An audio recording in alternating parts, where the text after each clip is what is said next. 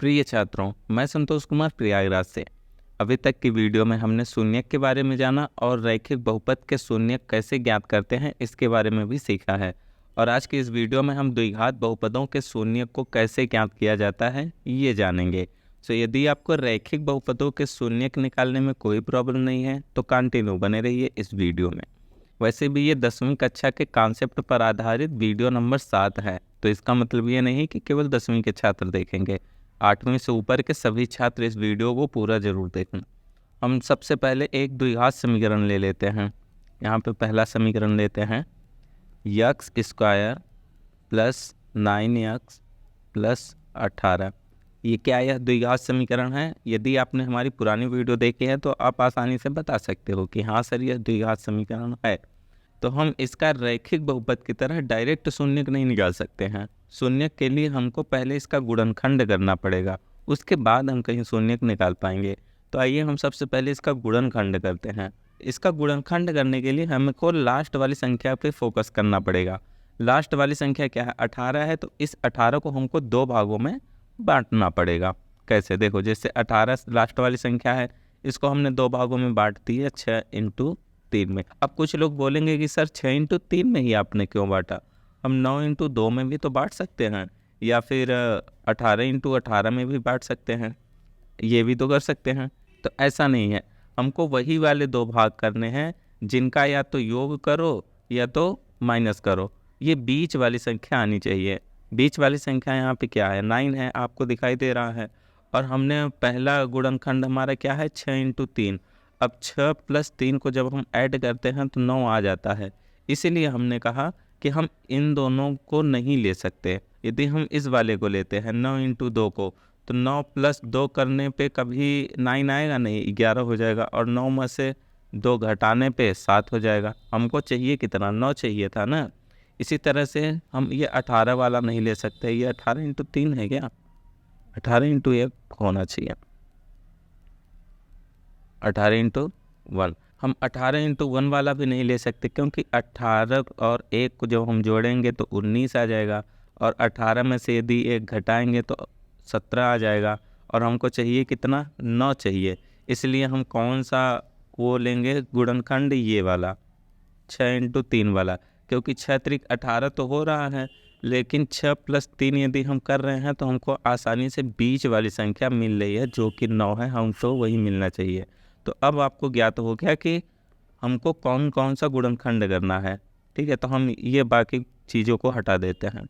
तो हमें गुणनखंड में क्या मिला है? 6 और 3, समझ गए। तो अब हम दोनों गुणनखंड में यक्स लगा देंगे, जैसे 6x, और इस 3 में भी 3x लगा देंगे। अब इन दोनों को प्लस करने से 9 प्राप्त हो रहा है, तो हम बीच में प्लस का साइन लगा देंगे। अगर इन दोनों को माइनस करने से हमको बीच वाली संख्या प्राप्त होती तो हम इन दोनों के बीच में माइनस का साइन लगा देते। अब आते हैं अपने अगले स्टेप में। हम इस वाली संख्या को ज्यों का त्यों यहाँ नीचे उतार देते हैं। यक्स स्क्वायर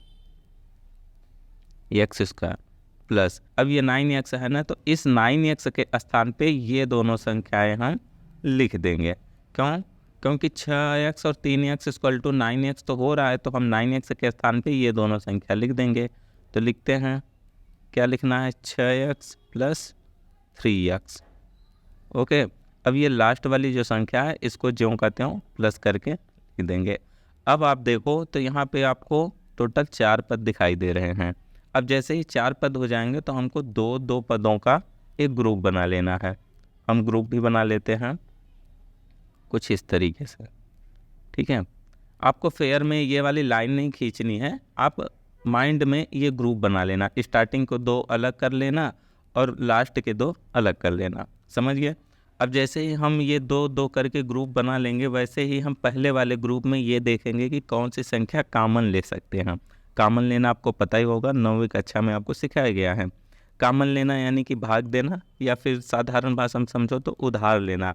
ऐसी इन दोनों संख्याओं में या इन दोनों पदों में ऐसी कौन सी संख्या है जो कि दोनों के पास है।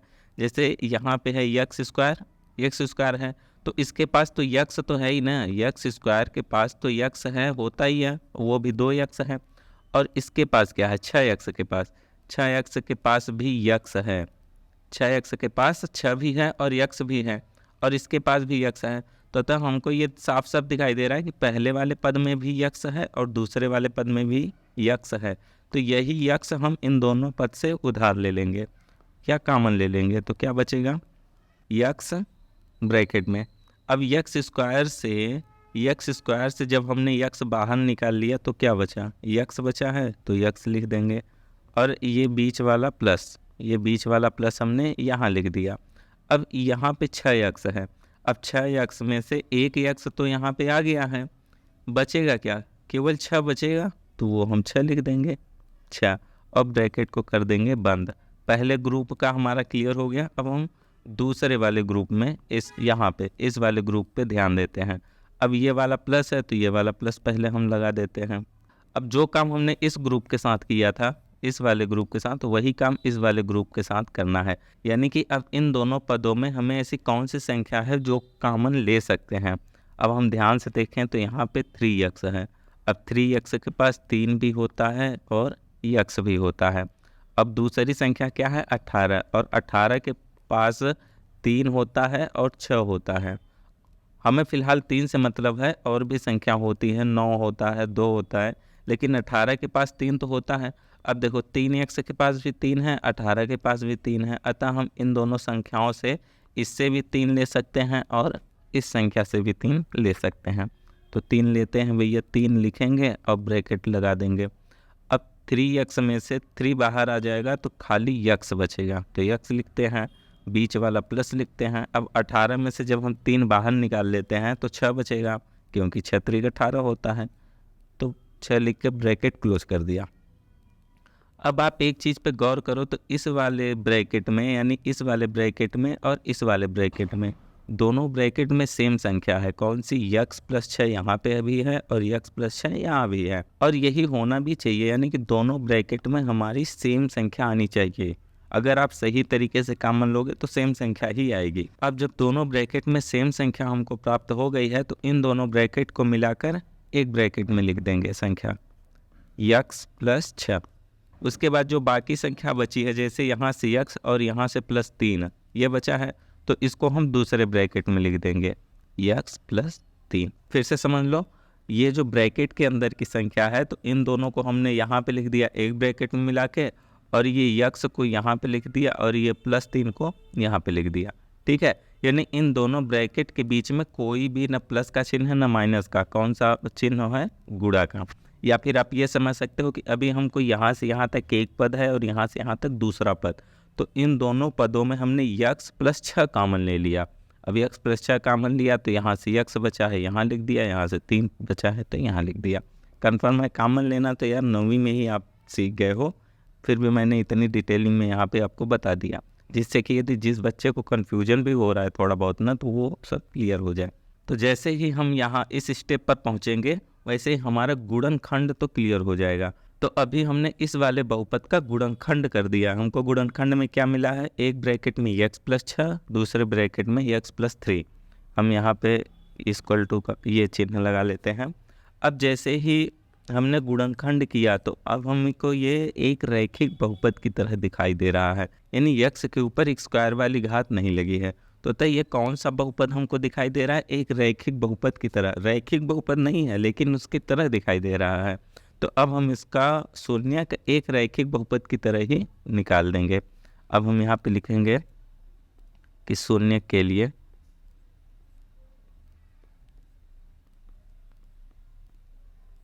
के लिए सबसे आसान तरीका क्या करना है, पहले वाले ब्रैकेट को उठाना है। पहला वाला ब्रैकेट क्या है, यक्स प्लस 6, तो हम इसको उठा लेंगे यक्स प्लस 6 और बराबर करके 0 लिख देंगे बस।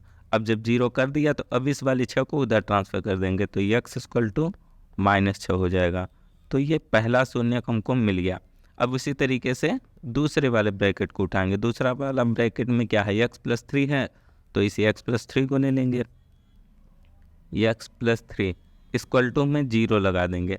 कि 0 आखिर क्यों लगाते हैं, यदि आपने रैखिक बहुपद का शून्यक निकाला है ना, तो आपको पता होगा कि हम पी यक्स इक्वल टू 0 ले लेते हैं, तो वहाँ पे भी ये वैसे पी यक्स के स्थान पे आ रहा है ना, ऊपर हमने पी यक्स, यही तो हमारा बहुपद होता है, तो पी यक्स के स्थान पे ये दोनों संख्या हैं, तो अब हम पी यक्स को 0 कर दिए हैं।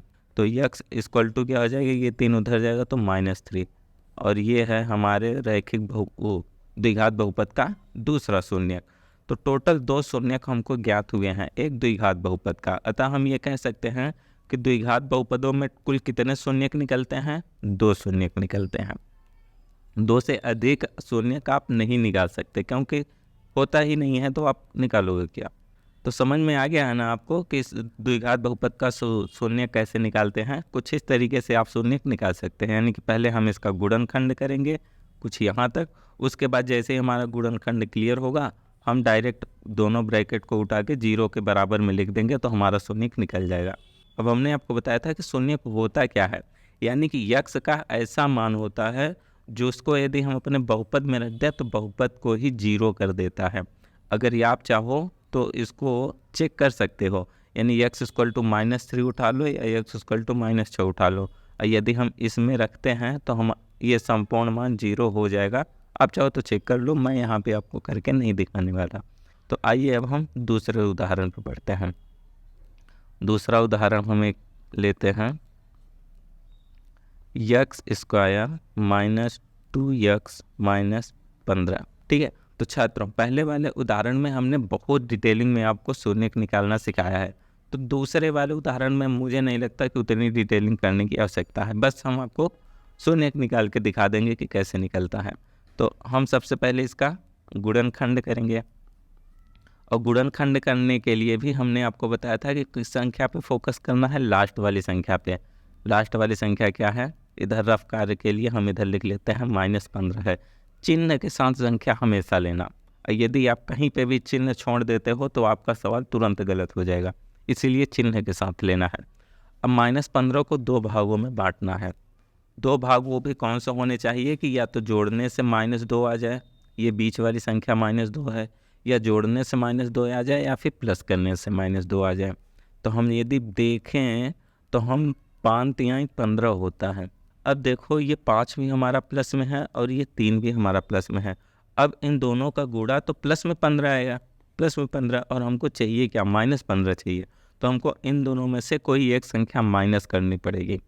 तो हम कौन सी संख्या माइनस करें, यदि हम 5 वाली संख्या को माइनस करते हैं, बड़ी वाली संख्या को, 5 वाली संख्या को, तो -5 और 3 है।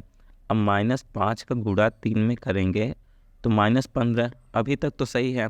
अब -5 और 3 को जोड़ देते हैं, -5 + 3, यदि हम जोड़ देंगे तो -2 आ जाएगा। और हमको चाहिए भी यही था, क्या चाहिए था, -2 चाहिए था, चाहे जोड़ने से आप प्राप्त कर लो चाहे घटाने से। तो -2 आ गया, यानी कि अभी तक हमारा सब कुछ क्लियर है। अब यदि अगर आपने इस 5 के साथ माइनस नहीं किया होता, 3 के साथ माइनस किया होता, यदि -3 लिया होता तो क्या होता, देखो यदि आप -3 करेंगे तो 5 × -3 -15 इक्वल टू -15, यहाँ तक तो सही है। लेकिन जब इन दोनों संख्याओं को हम जोड़ेंगे 5 + 3 5 -3 तो 2 आ जाएगा, और ये 2 किस में है, प्लस में है, और हमको चाहिए किस में था, माइनस में। अब माइनस में 2 चाहिए था, इसीलिए हमने बड़ी वाली संख्या को माइनस किया था। अतः अब हमको कौन सी संख्या प्राप्त हुई है, -5 × 3, समझ गए। अब -5 के आगे हम x लगा देंगे, और इन दोनों को जोड़ने से प्राप्त हुई है ना, तो हम +3 के आगे x लगा देंगे। देखो -5 + 3 करने से बीच वाली संख्या आई थी, तो हमने क्या किया कि -5 के आगे x लगा दिया और +3 के आगे x लगा दिया। अब इन दोनों संख्या को जो कहते हो हम इधर रख देंगे। आते हैं यहाँ पे, तो ये x² लिखेंगे डायरेक्ट, x² वाइट कलर ले लेते हैं। अब ये जो बीच वाली संख्या है -2, इसके स्थान पे हम ये संपूर्ण संख्या लिख देंगे। संख्या क्या है, -5x + 3x, तो लिखते हैं -5x + 3x। यदि आप इन दोनों को सॉल्व करोगे तो ऊपर -2 ही आएगा, माइनस लास्ट वाली संख्या 15। इसके बाद हमने आपको क्या बताया था, हमको जैसे ही 4 पद मिलेंगे 2-2 पदों का ग्रुप बनाना है, एक ये। स्टार्टिंग के 2 पदों का एक ग्रुप बना लो और लास्ट वाले का एक। ध्यान रखना कि आपको फेयर में ऐसा ग्रुप नहीं करना है। फेयर में आप ये वाली लाइन नहीं, आपको नहीं खींचना है, डायरेक्ट आप मन में ग्रुप बना लेना। अब जैसे ही हम ग्रुप बनाएंगे वैसे ही अब हम पहले वाले ग्रुप में हमें कोई संख्या कॉमन लेना है। तो हम देख रहे हैं कि यक्स स्क्वायर के पास भी यक्स है और यहाँ के 5x के पास भी यक्स है। अब इन दोनों के पास जब यक्स है तो हम वही यक्स कॉमन ले लेते हैं। यक्स कॉमन लेंगे तो यक्स स्क्वायर से यक्स बाहर आएगा तो यक्स बचेगा, और -5x से यक्स बाहर आएगा तो -5 बचेगा। ब्रैकेट बंद करेंगे। उसके बाद अब इन दोनों पदों में हमको कोई संख्या कॉमन लेनी है। क्या कॉमन ले सकते हैं जी? देखो यहाँ पे 3x है, 3x के पास 3 है और -15 के पास भी 3 है, -15 के पास भी 3 है। समझ गए? इन दोनों पदों से हम +3 कॉमन ले लेंगे। +3 ब्रैकेट क्लोज। अब 3x से +3 बाहर आ जाएगा तो x बचेगा, और -15 से +3 बाहर आएगा तो -5 बचेगा। चिन्हों का आपको विशेष ध्यान रखना है। अब यहाँ तक जैसे ही आप करोगे तो आपको प्राप्त होगा दोनों ब्रैकेट में सेम संख्या, जो कि प्राप्त होनी चाहिए। अब जैसे ही दोनों में सेम संख्या प्राप्त होगी तो हम इन दोनों को मिला के एक ब्रैकेट में लिख लेंगे, जैसे x -5, और बाहर जो संख्या बची है जैसे यहाँ से x और +3, इन दोनों को मिला के दूसरे ब्रैकेट में लिख लेंगे x +3। तो ये रहा इस बहुपद का गुणनखंड। जैसे ही हम गुणनखंड कर लेंगे इसके बाद तो शून्य का आप आसानी से निकाल ही सकते हो। ठीक है, हम यहाँ पे निकाल भी देते हैं। शून्य के लिए हम पहले वाले ब्रैकेट को उठाएंगे और इसको 0 के बराबर कर देंगे। x -5 = 0, तो x = क्या हो जाएगा? ये -5 उधर जाएगा तो +5 हो जाएगा। तो ये रहा हमारा पहला शून्य का। और दूसरा शून्य के लिए दूसरे वाले ब्रैकेट को उठाएंगे। दूसरा वाला ब्रैकेट क्या है? x +3, तो x +3 को उठा के 0 के बराबर कर देंगे। अब x = क्या आ गया? ये 3 उधर जाएगा तो -3 हो जाएगा। तो ये रहा फिलहाल दूसरा शून्य। ठीक है, आई होप कि अभी तक हम आपको जो कुछ भी बता रहे हैं आपको आसानी से समझ में आ रहा है। यदि आप ध्यान लगा के वीडियो को देख रहे हो तो हमने यहाँ पे पहला उदाहरण बता दिया, यहाँ पे दूसरा। तो कुछ इस तरीके से हम द्विघात बहुपदों के शून्य निकाल सकते हैं। तो 2 उदाहरण तो हमने क्लियर कर लिए। आइए तीसरे उदाहरण पे बढ़ते हैं। अब तीसरा उदाहरण हम थोड़ा सा और फास्ट सॉल्व करेंगे। देखो कैसे करते हैं। तीसरा बहुपद हम लेते हैं x² -13x + 36। हम इतना ज़्यादा उदाहरण आपको क्यों सॉल्व करवा रहे हैं? क्योंकि ये मैथ है। आप इसको जितना ज़्यादा सॉल्व करोगे, जितना ज़्यादा अभ्यास करोगे, उतना ही ज़्यादा आप तेज़ी से कर पाओगे। देखो पहली बार यदि आप शून्य निकाले बैठोगे द्विघात समीकरण के लिए तो आपको कम से कम 4 से 5 मिनट लग जाएंगे। लेकिन अगर आप अभ्यास करते रहोगे तो आप फटाक से मतलब बहुपद को देखकर तुरंत आपके दिमाग में आ जाएगा कि हाँ यही शून्य है। जैसे कि हम लोग क्या करते हैं कि हमने बहुपद को देखा और तुरंत हम बता देंगे कि इसका शून्य आखिर क्या आता है। जैसे कि इसका शून्य 4 और 9 आ जाएगा। 9 चौक 36 होता है, 4 और 9 फटाक से, क्योंकि -4 लेंगे और -9 लेंगे और यही हमारा शून्य होगा। तो उसको भी आप इग्नोर करिए। आप बस नॉर्मल तरीके से क्वेश्चन को सॉल्व करते रहिए, अभ्यास करते रहिए। आपके पास भी स्पीड आ जाएगी, और स्पीड तभी आएगी जब आप अभ्यास करेंगे लगातार। तो आइए अब हम इसका शून्य निकालते हैं। शून्य निकालने के लिए हमको इसका गुणनखंड करना पड़ेगा। गुणनखंड करने के लिए लास्ट वाली संख्या को 2 भागों में बांटना पड़ेगा। तो लास्ट वाली संख्या क्या है? +36। अब आप इसका हमको 2 भाग करके दो। कौन कौन से 2 भाग होंगे? 9 और 4। सभी छात्रों के दिमाग में पहला सवाल यही आया होगा कि सर 9 और 4 लेते हैं तो 9 चौक 36, क्योंकि प्लस में 9 है और प्लस में 4 है तो प्लस में हमको 36 प्राप्त हो जाएगा। बिल्कुल सही है। लेकिन आप प्लस में 9 और प्लस में 4 इन दोनों को आप कैसे सॉल्व करोगे कि -13 आ जाए? कभी आ सकता है। 9 और 4 को यदि हम जोड़ेंगे तो 13 आएगा, जो कि प्लस में आएगा, और हमको चाहिए क्या? -13 चाहिए। -13 के लिए देखो हम क्या करेंगे, -9 ले लेंगे और -4 ले लेंगे, यानी कि दोनों संख्या हम माइनस में ले लेंगे। समझ गए?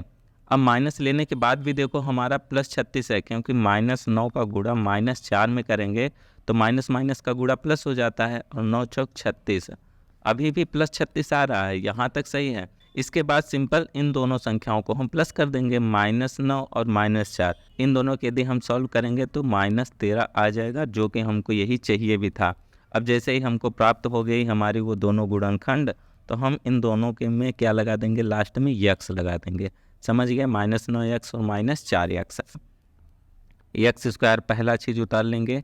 अब बीच वाली संख्या के स्थान पे हमको ये उतारना है, पता ही है आपको, तो लिख लेते हैं -9x -4x। अब लास्ट वाली संख्या 36 है।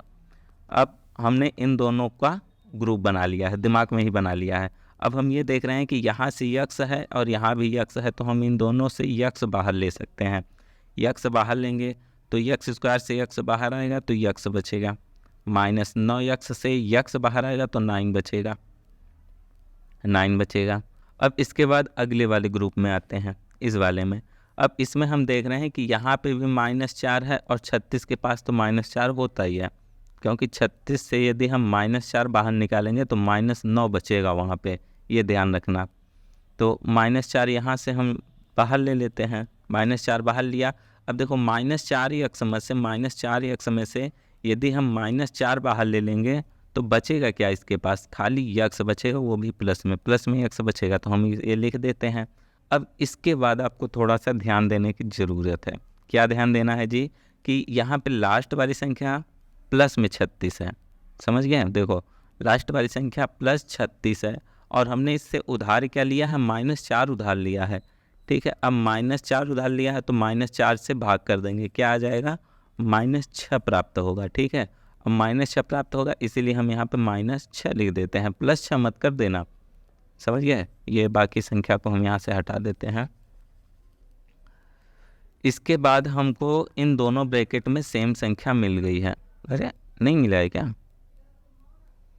9 4 13, 9 चौक 36, सॉरी थोड़ा सा मिस्टेक हो गया।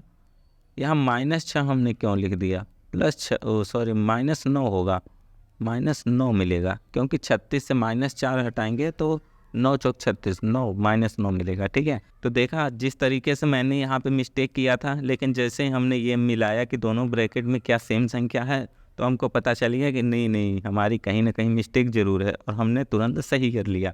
तो कुछ इसी तरीके से आप भी चेक कर सकते हो, इन दोनों ब्रैकेट में सेम संख्या आनी चाहिए। अब जैसे ही सेम संख्या आएगी तो इन दोनों को मिला के एक में लिख देंगे, -x -9, और बाकी बची संख्या क्या है, x -4 है, तो इनको बाहर कर देंगे, नहीं इनको 1 कर देंगे। उसके बाद हम शून्य निकालेंगे, क्योंकि हमने गुणनखंड कर लिया है, और गुणनखंड करते ही हमें रैखिक समीकरण की तरह इसका गुणनखंड मिलता है। अब रैखिक समीकरण की तरह दोनों गुणनखंडों को उठा के 0 के इक्वल टू में कर देंगे, शून्य के लिए। पहला ब्रैकेट है x -9, इसको उठा के 0 के बराबर करेंगे, x = 9 उधर जाएगा तो +9। ये पहला शून्य हमने ज्ञात कर लिया। अब दूसरा शून्य के लिए दूसरा ब्रैकेट उठाएंगे। दूसरा ब्रैकेट है x -4 = 0, x = ये 4 उधर जाएगा तो +4 हो जाएगा। ये रहा दूसरा शून्य। तो कुछ इसी तरीके से आपको शून्य निकालना है। एक लास्ट उदाहरण और देख लेते हैं, x स्क्वायर + 3x -28। तो ये जो एग्जाम्पल है इसको मैं सॉल्व नहीं करूँगा, इसको आप लोग सॉल्व करोगे और कमेंट बॉक्स में बताओगे कि इसका आखिर शून्य क्या क्या प्राप्त होगा, ठीक है। मैं यहीं पे वीडियो समाप्त करने जा रहा हूँ। अब इसके आगे 2-4 उदाहरण और समझाने हैं। यदि वो मैं इसी वीडियो में बताने लग गया तो भाई वीडियो काफ़ी बड़ी बन जाएगी और आपके ऊपर भी एक साथ काफ़ी ज़्यादा प्रेशर आ जाएगा। इसीलिए वीडियो को मैं यहाँ पे समाप्त करता हूँ। इस वाले बहुपद का शून्य निकाल के आप कमेंट बॉक्स में ज़रूर बताना। साथ ही यदि वीडियो आपको पसंद आई है और आगे की वीडियो आप देखना चाहते हो तो यार चैनल को सब्सक्राइब कर देना। तो मिलते हैं आपसे अगली वीडियो में, तब तक के लिए bye bye and take care.